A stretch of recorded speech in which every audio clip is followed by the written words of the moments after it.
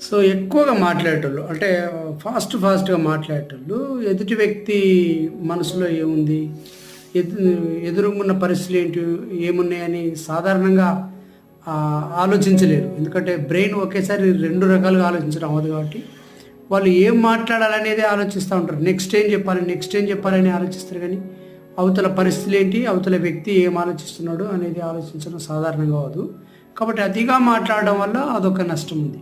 So, అట్లా కాకుండా మౌనంగా ఉండేటోళ్ళు ఎదుటి వ్యక్తిని చూడడం, అబ్జర్వ్ చేయడం, వినడం జరుగుతది కాబట్టి, సో, చాలా ప్రశాంతంగా అవతల వ్యక్తిని అర్థం చేసుకొని, అవతల పరిస్థితులు అర్థం చేసుకోవడానికి అవకాశం ఉంది.